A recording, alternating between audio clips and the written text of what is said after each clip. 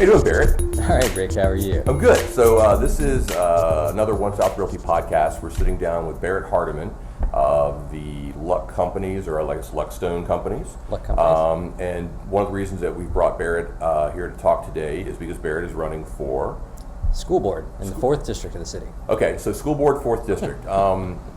Do the districts of the school board run in the same way as the city council seats do? They do. They mirror the districts for city council. So you have, if you are in the 4th district for city council, you're also in the 4th district for school board. All right, so that leads to the next question.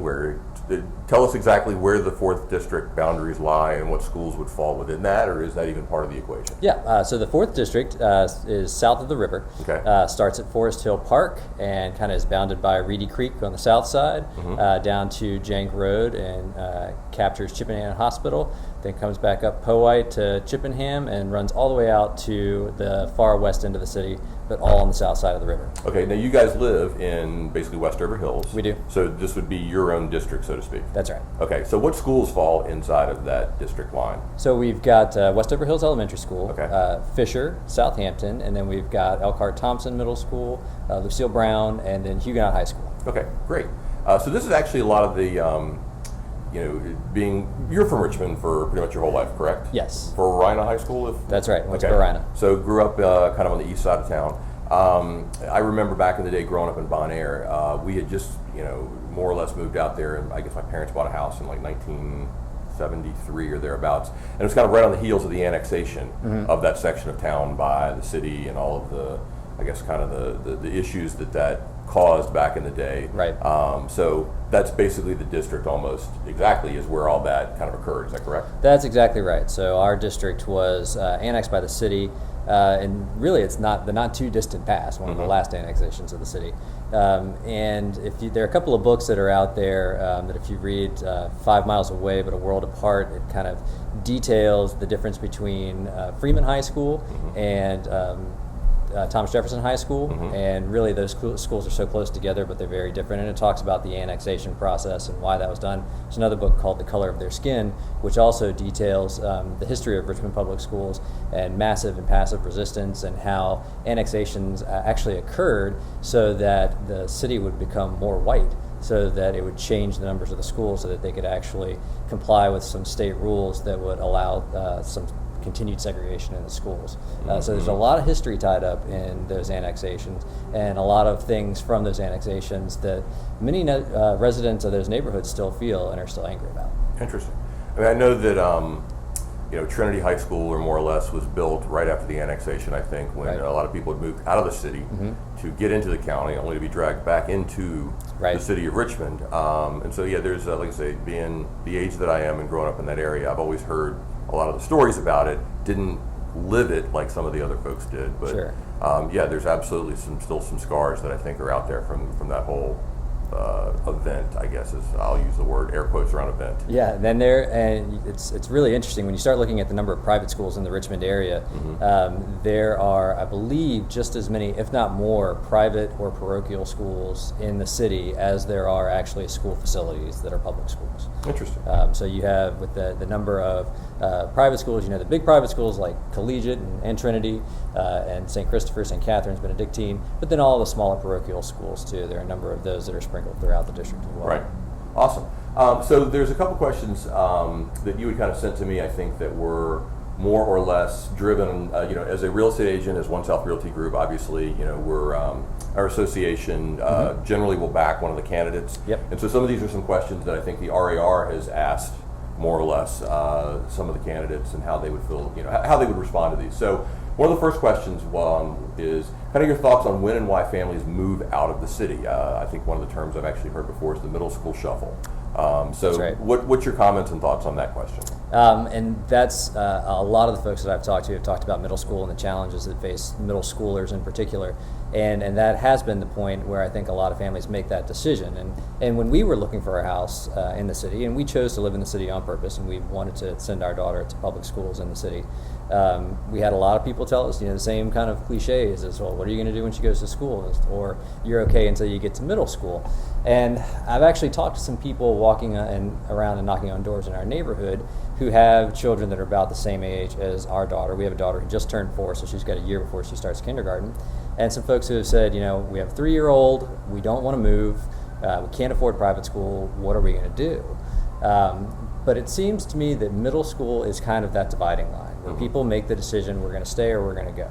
And it's also kind of a point in a lot of people's lives where they have additional resources to make the choice of whether to move to the county or to send their kid to a private school.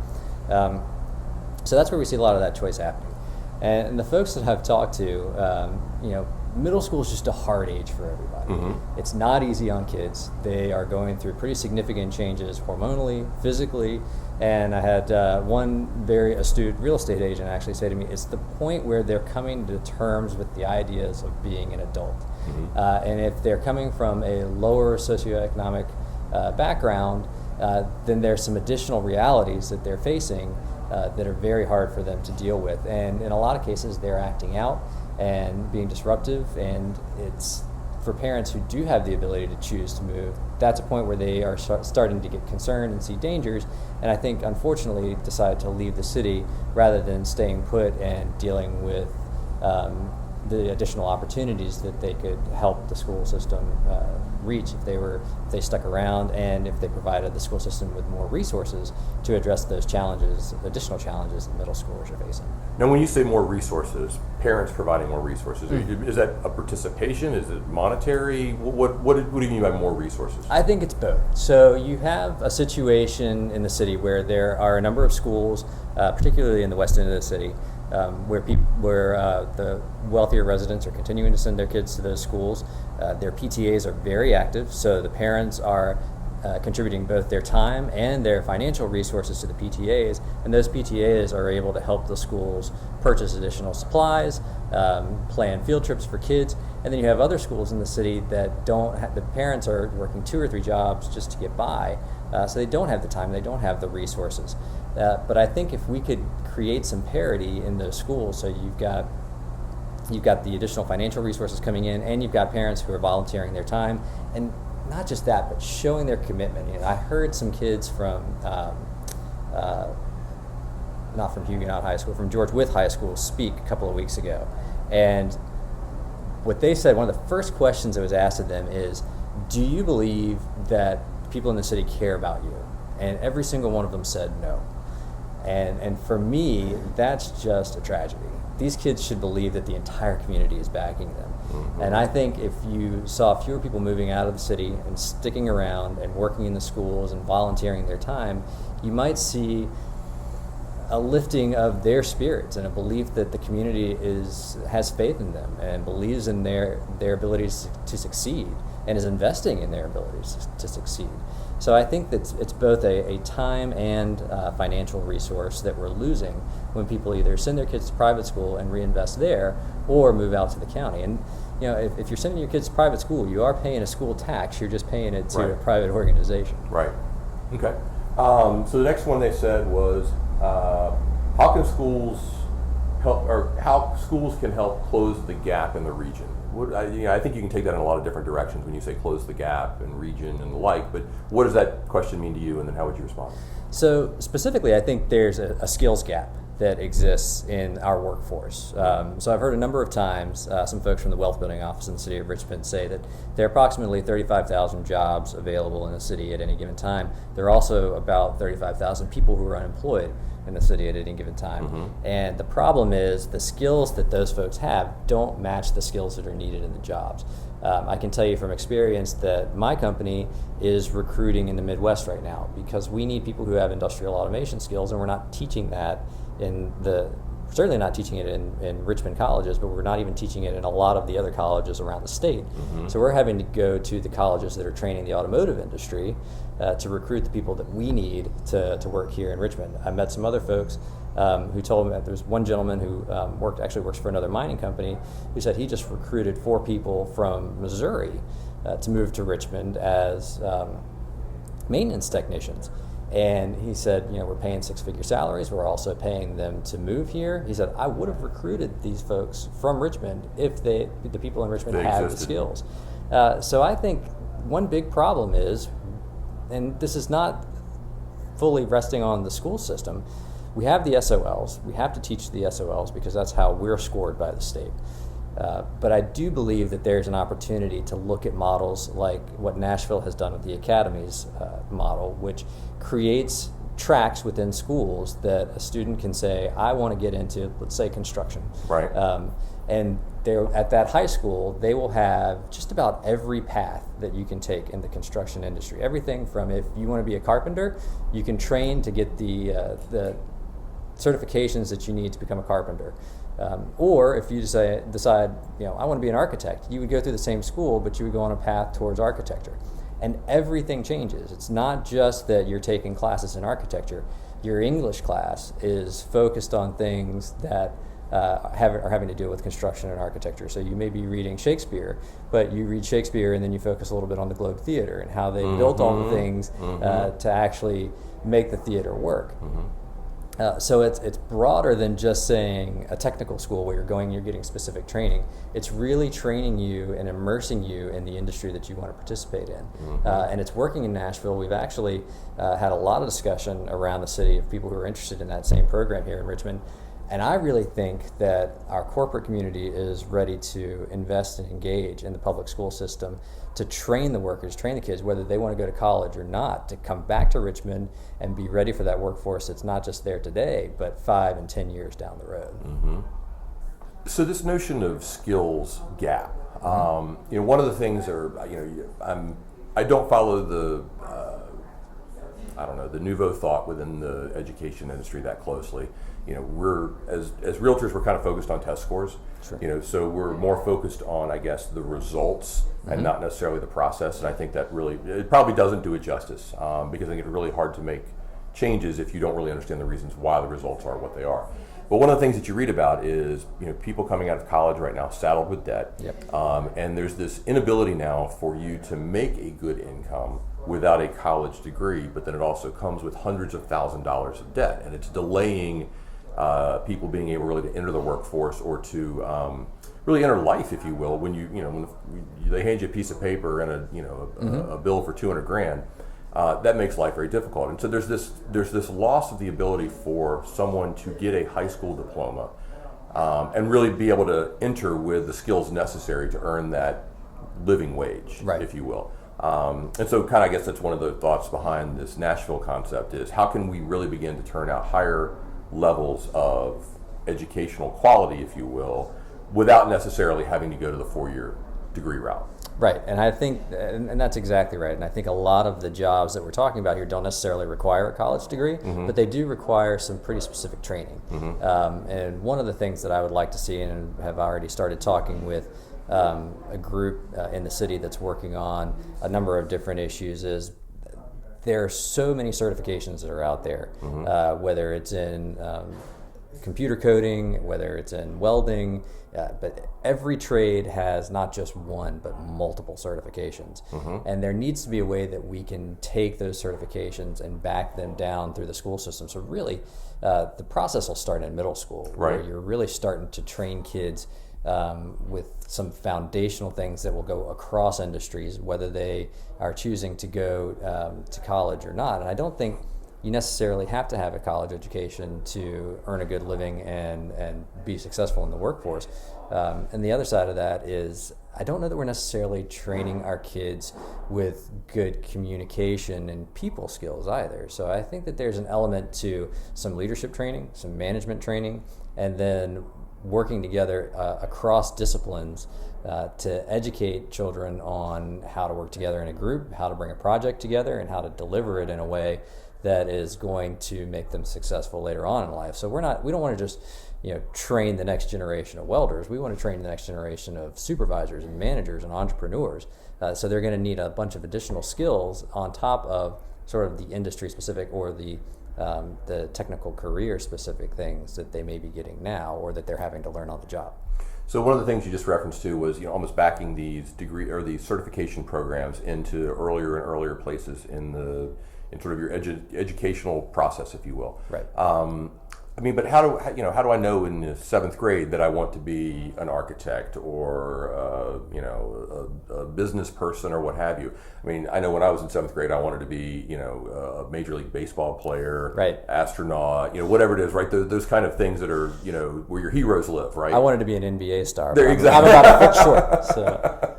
Yeah, and you're exactly right. And so that's why I think that there's got to be some foundational education that is not career specific.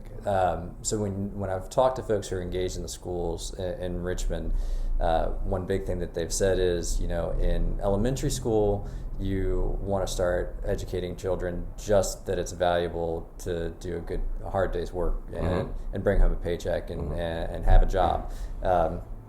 When they get to middle school, you deepen that a little bit with some of the broader skills that they might need, something that's translatable to anything.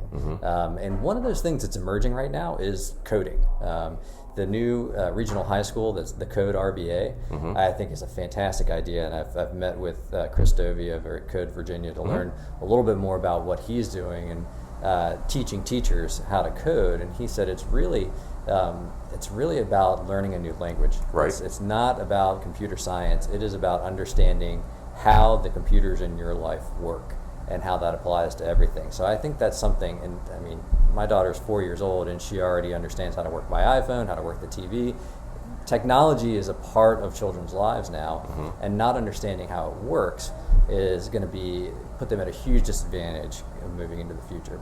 So I don't think you necessarily in middle school have to say, all right, I've decided I want to do this, but the school system should be preparing you for whatever decision that you make and encouraging you to start taking a track to say, where do you think not necessarily where do you want to go, but what are you interested in? Right. What do you like to do?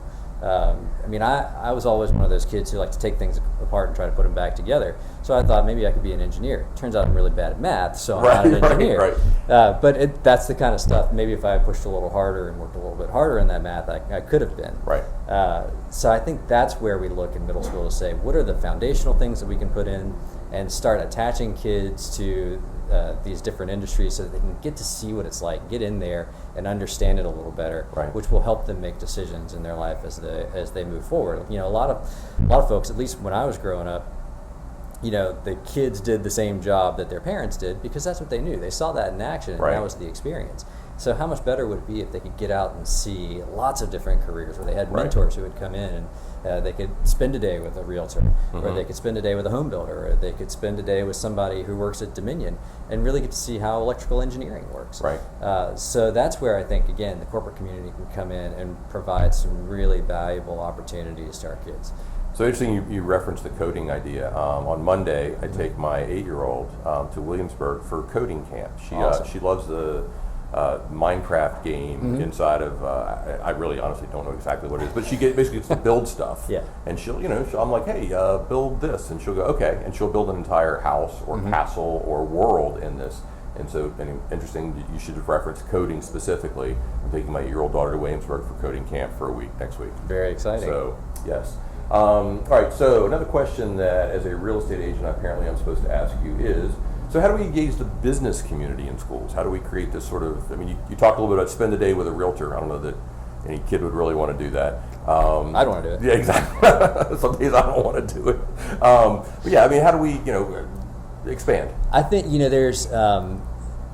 there's a tremendous opportunity there, and what I've been telling people is that the school system is our biggest economic development project that we have.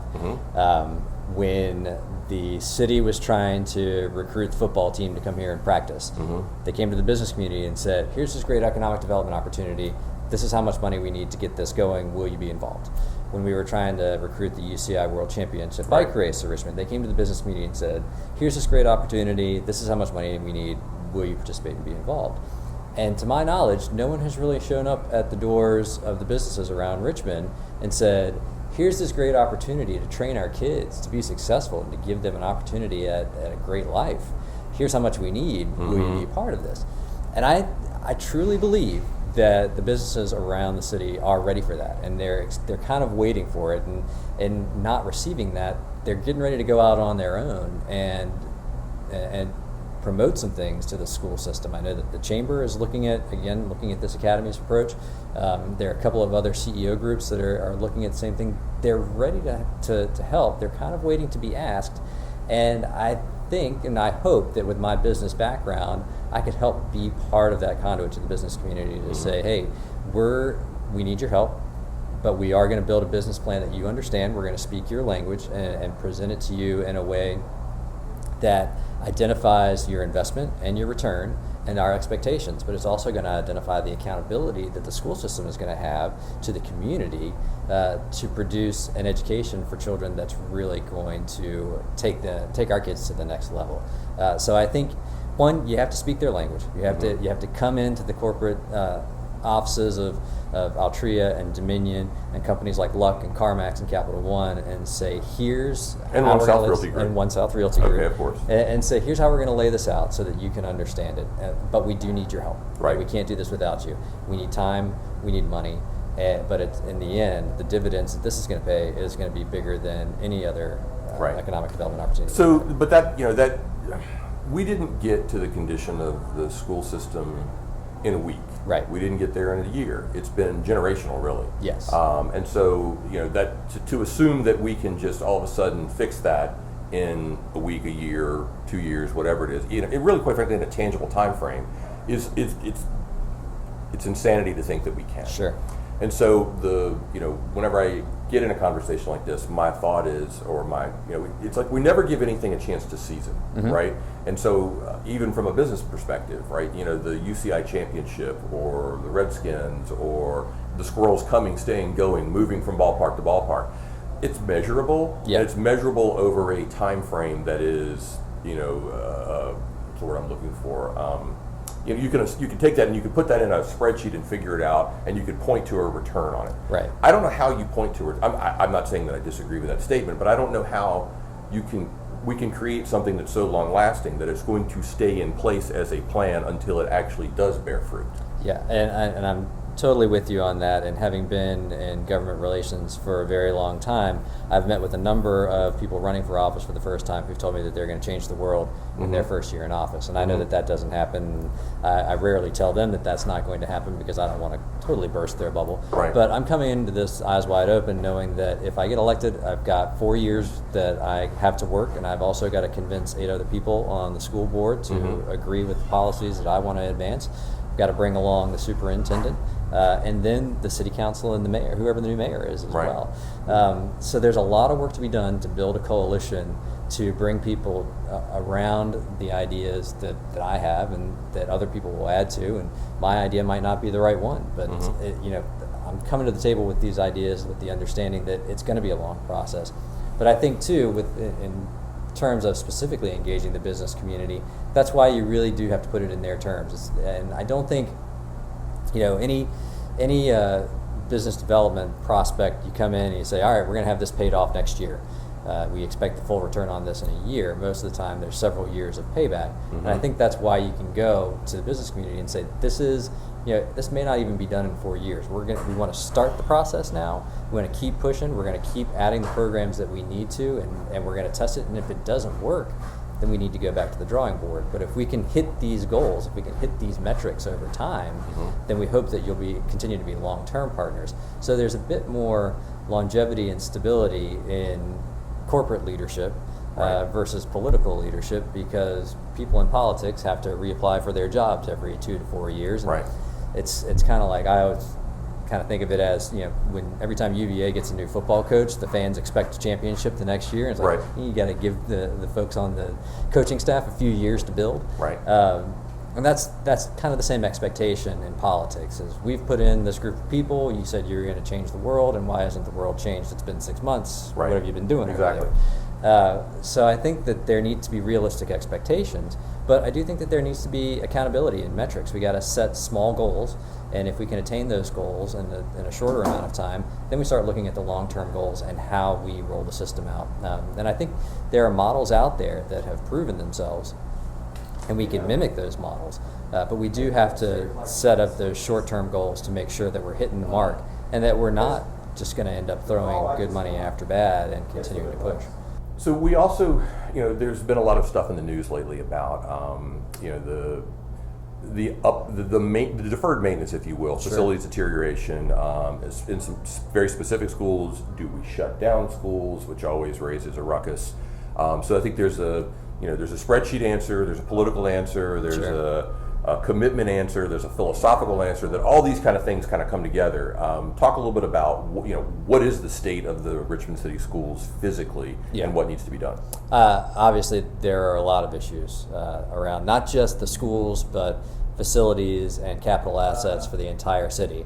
I think that the school system has several $100 million in capital improvements that they need, and we're looking at over $1 billion for the city as a whole. So we have put things off for a very long time, and we do need to invest some money in repairing those. I would love to see, again, some of these same corporate partnerships. If we're going to build a school that's going to train employees in a certain field, I would love to see a group of businesses in that field come together and say, all right, we're going to bring the facilities in these high schools and middle schools up to standards there where we feel the kids can be trained appropriately. Right. It's a big wish. That would be a big ask from a corporation. But all they can do is say no when nobody's asked yet. Right.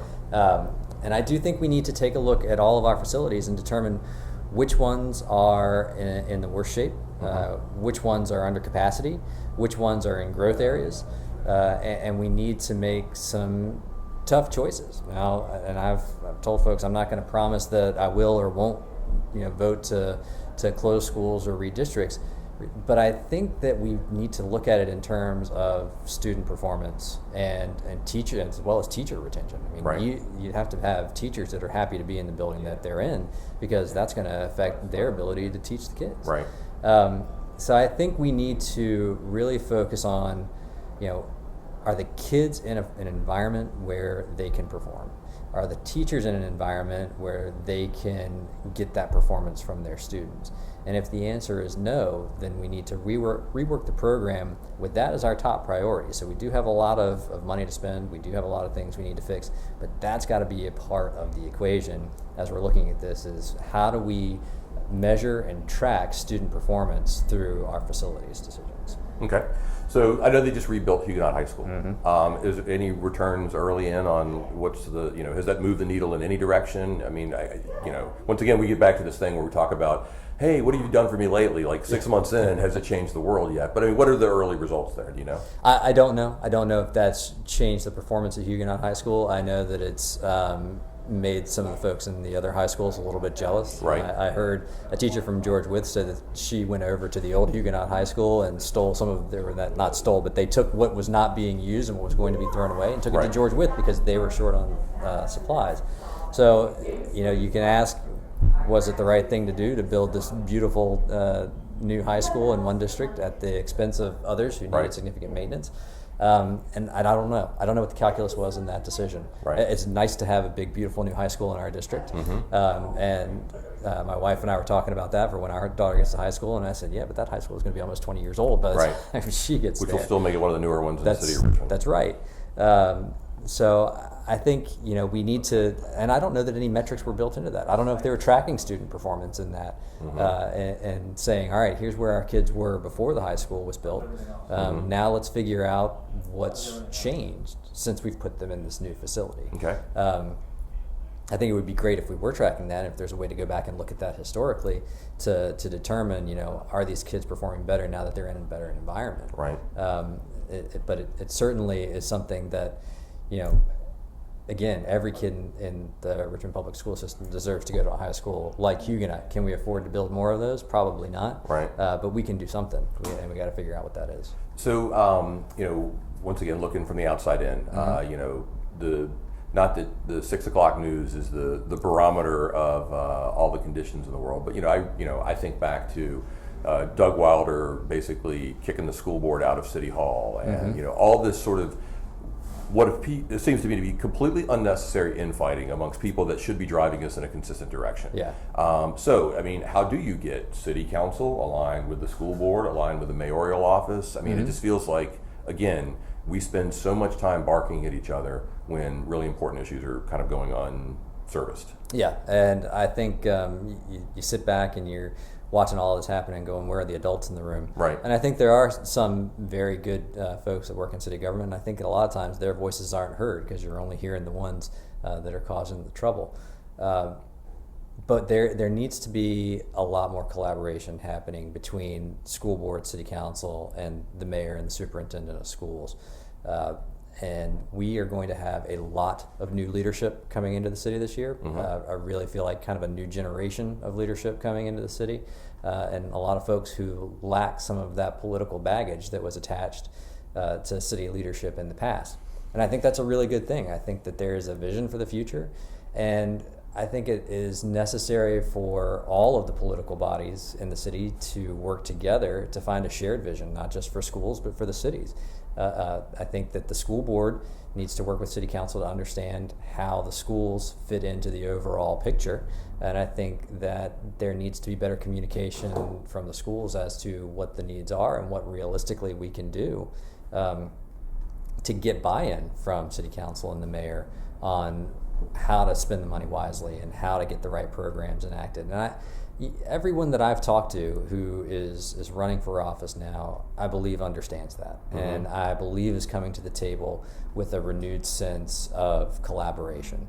I've spent a long time, again, in government relations, building coalitions, bringing people together, sitting people around tables who wouldn't necessarily have anything in common to say, here's how this affects each of us in very different ways, but if we're not all working together on this, it's not going to get done. I do think that there's more appetite for that now, and I think that the city's residents are clamoring for that now, and I think the mobilization of the movement to improve Richmond Public Schools has really focused some attention on what the needs are, and I believe that people are calling for it. People are angry about a lot of things, a lot of different things. I mean, when I was knocking on doors about a month ago, I ended up in a conversation with a guy for half an hour about leaves not being collected and streets not being paved, right, which I reminded him the school board can't do anything about, but I appreciate the conversation. So there's a lot of work left to be done, and everybody's got to have the same playbook in order to get it done. And that's going to involve school board members talking to each other. It's going to involve school board members talking to city council members, the mayor talking to school board. It's really just a matter, I think, of improved communication, some clarity, and some accountability within the government. All right, so this obviously we're heading into a pretty interesting political season, to say the least. Very interesting. Whether you fall left, right, center, up, down, wherever, it's going to be an interesting political. Yes. Does the actual vote of school board occur on the same day as presidential election? It does, and it's pretty interesting when you look historically at what happens. So school board is about as down ballot as you can get, and you actually lose about 3,000 voters from the presidential ballot all the way down to the school board. So they're about, in our district anyway, so there's about 3,000 people who just stop voting as they get down the ticket. Right. And the question I've been asking everybody, people who have been involved in elections for years, is what is turnout going to look like this year? Because this year's kind of a vote against year, not a vote for year. Right. So people are not going to turn out as heavily to vote for their candidate as much as they will to vote against another candidate. So it is going to be very, very interesting. But if it was important to vote in any year, this is the year. I mean, this is the year for Richmond where there's really an opportunity to have a say both at the federal level and at the local level, because all of our local constitutional officers are up for election, and then you've got the presidential election, and we've basically got a new congressional district that a lot of the city has been drawn into. So we're going to have a new member of Congress as well. All right. So this is asked out of complete naivete. I've studied business, not political science in college. Is there a party affiliation with school board, or is it just? No, that's school board. School board's an independent race. Okay. You can be endorsed by a party if you seek that endorsement. But no, everybody runs independent. There's no party affiliation. Now, is there one person running? I mean, I'm assuming if we're having this conversation, there's not one person running for this. How many people are running, and is there an incumbent person, or? There are 4 of us in the 4th district running for the seat. And our incumbent school board member is actually running for city council. Okay. So she has decided to run for council, which opened this seat up. Okay. So this is Kathy Graziano's district for... It is, and Kathy is retiring. Okay. And her legislative assistant, Tim Grimes, is running, as well as Kristen Larson, who's a school board member, and then there are 3 others who are running in that race as well. So there are 5 people running for the 4th District City Council seat. A little crowded. It is. Crowded seat. Very crowded. Do you know their philosophy? I mean, are you guys all kind of aligned around a similar issue, or do you guys see that there's a wide range of what needs to be done kind of thoughts amongst the people that are running for the seat? I think based on there's one other person who's running that I've known for a few years, and a couple of others who I haven't met yet, and only know what I've been told. I think that there's an understanding in general that there's significant room for improvement. Approaches are probably a little bit different. Okay. But overall, my guess would be that there's a commitment on everyone's part to really dig in and make some changes. So I think it's going to be a good race. There are 4 competent people running for it. I'm hopeful that I win. I think my approach is the best, but it's not a bad situation to be in where we are with multiple people who are good people who are running for this seat. Okay. What about other seats? I mean, is there a high turnover right now going on in the other districts, or is it? So this is probably one of the most competitive years in Richmond politics ever. Okay. I can't remember what the final tally was. 58 total candidates citywide. So the mayor's race is obviously huge with 8 candidates there. Right. Every single school district is competitive except for one. And every single city council seat is also competitive. So there is a lot, and I think that's indicative of a city that is changing and growing up. Right. And realizing that who it was in the past is who it was in the past, and they're looking forward to the future and Right. want a vision for the future. There are a number of incumbents who have either decided to run for a different office or are retiring, so there's a lot of open seats. It's very unusual for local races to be stacked up this way, but I think it's a great thing, and it's going to cause all of us to really have to think through the issues, and I think it will bring about a new season in Richmond's leadership. So one of the questions that I think is, we haven't asked yet, that's probably one of the most important questions, is why? I mean, this to me feels like a massive task with a lot of different philosophies. And it really is on that kind of changing cutting edge of old school to new school. Not to use the word school, but just I guess philosophically speaking, there's this changeover. And are we even going in the right direction? Sure. Not is this a maintenance of a plan that was put in place? This is an establishment of a whole new direction conceptually, or whatever you want to say. Why put yourself through this? This feels incredibly difficult to me, and no matter what you do when you're in public office, half the people don't like what you do. That's very true, and I've been on the other side of this for a very long time. I've never been involved in a campaign, and it's tough. There's a lot of work. There's a lot of humility, and just the feeling of support that you get from friends when you say, "Hey, I'm throwing my name in the hat," is unbelievable, and I'm so appreciative of everybody who's been very supportive of me to this point. But it really came about, as our daughter gets older, we started thinking about schools and started asking questions about the schools, and it's become we understood previously, kind of at arm's length, that there were challenges, and we made the decision that we wanted our daughter to go to a public school in Richmond. We wanted her to have a diverse experience. We wanted her to be in the public school system. And then when we started really looking deeper at the division between schools, division between neighborhoods, my wife works for a fair housing organization, so she's seen this time and time again through her work in different neighborhoods in the city and in the counties too. But it became real for us, and we kind of thought we could help solve the problem just by saying, we're not giving into the fear, we're not moving out, we're going to send our daughter to public school, which means that we're going to have to commit extra time of ours to help her, maybe to help some classmates. But I think as we got deeper into it, we realized that the solution to the problem isn't just one family or two families or 10 families saying we're not giving in to the stereotypes and getting out of here. There needs to be good decision making. There needs to be people with ideas, and it was really just kind of a sit down and say, we think we can offer something. I think that I have some good ideas. I think I can do a good job helping to bring people together. So I'm going to do this because I really do want to help, and we want to make a change. But I believe that making the change is going to actually involve getting engaged in that leadership and helping to make decisions and making tough decisions.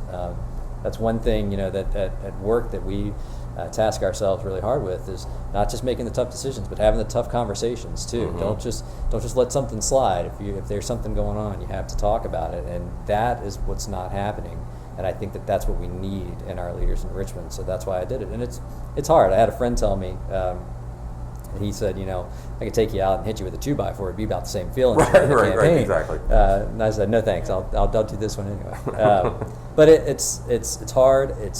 But it's great talking to people. I mean, I'm really finding out what people care about, mm-hmm. and people do care about schools. We have a lot of folks in our district who they've moved back into the city now. Right. Their kids have grown up, but they're still interested, and they still want Richmond's children to get a good education. So it's about doing our part individually, but also trying to make a difference on a larger scale.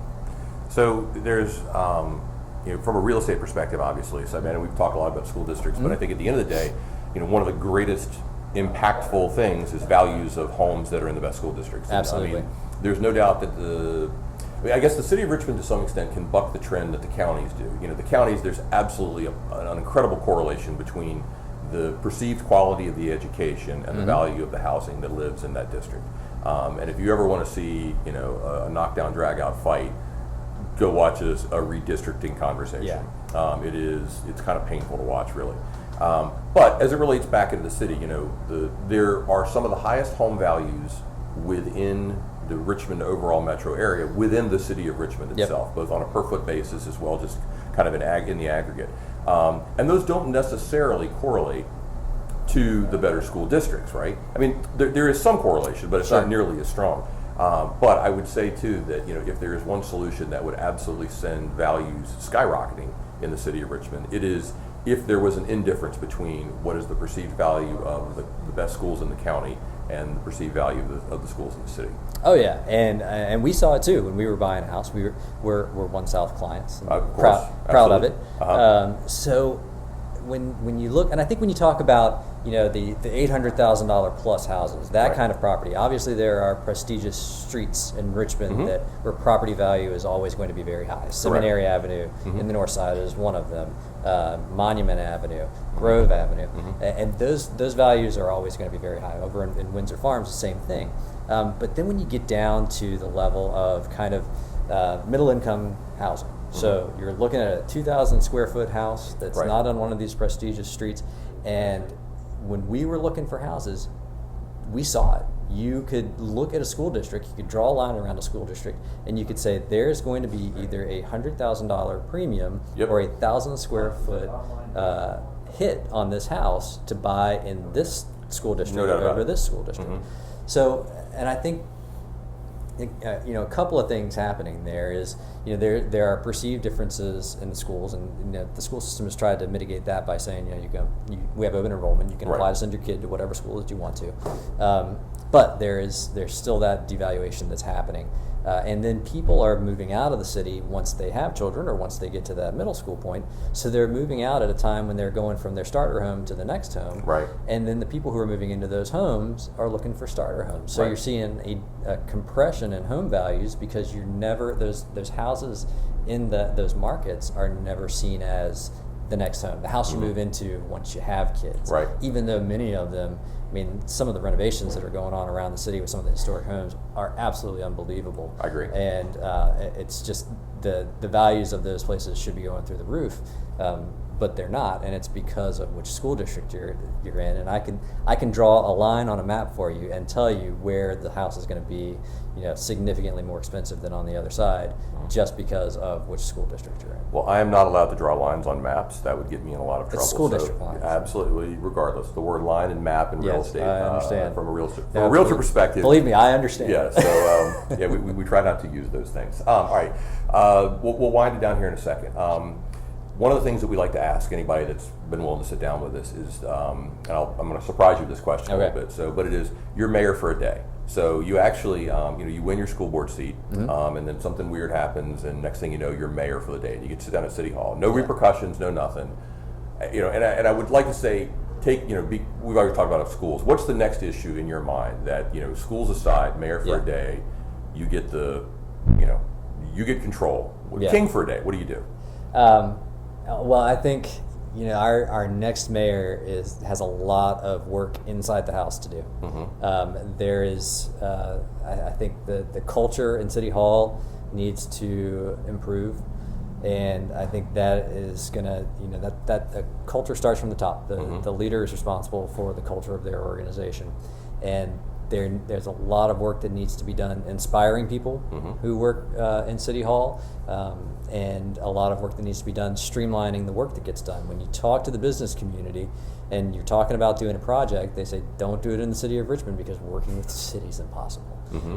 Now, I've done a lot of work with people in the city, and I know that the individuals who work there are amazing people. Right. They're fantastic, they're good at their job, but the institutions that are established within city government are archaic, and they, in many cases, can't do their job well because the computer system doesn't work, or one computer system doesn't talk to another, or they don't feel like they have the authority to do something. So I think the next mayor needs to spend a lot of time working inside the house, and that's what I would do. I would sit down, every department head, figure out exactly what they do, what they need to do, how they do it, and then give them the authority, but also the accountability to make the changes that they need to get things in order where the city functions more fluidly.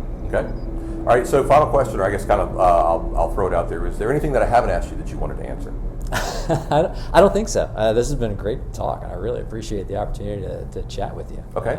Is there a BarrettHardiman.com, BarrettHardimanForSchoolBoard.com, where can people go to get more information and find out more, or even donate to the campaign? Yes, BarrettHardiman.com is the website, and you can donate. Spell that real quick? Yes, it's BarrettHardiman.com. Okay. And you can learn a little bit more about me and where I stand on several issues. I also have a Facebook page, which is, I'm having trouble now remembering what that was, but I believe it's Hardiman for Schools on Facebook. I can look that up real quick, so let me do that while I'm sitting here in front of the computer. So Hardiman for Schools, let's see if that's it. So you get to fill for a second. Right. So that will, and I'm on there on a pretty regular basis, making sure that I'm staying up to date on things that are happening. There's some cute pictures of me and my daughter. It's actually Hardiman for School Board. Hardiman for School Board. There you Thank go. you.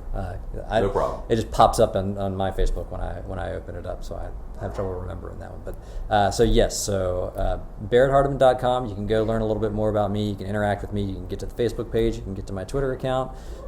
Give me a call. My phone number is on there. And if you are so inclined, donate to the campaign, which would be extremely appreciated. I have been on the other side of fundraising phone calls for a very long time, and always feel how awkward it is for the legislator asking for money.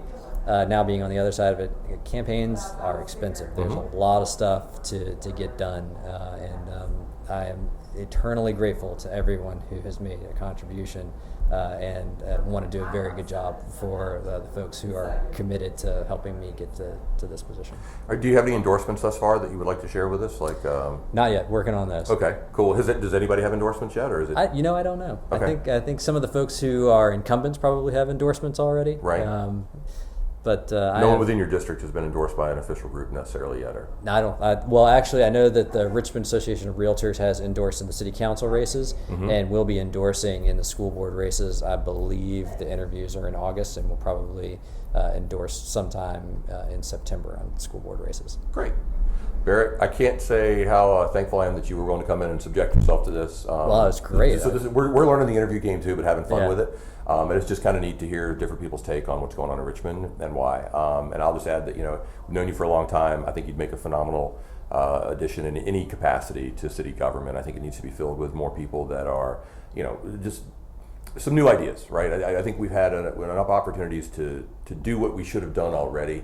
Let's give some new guys an opportunity to do so. So, Barrett, thanks, Thank man. you. I appreciate it, Rick. Cool. All right. Take care.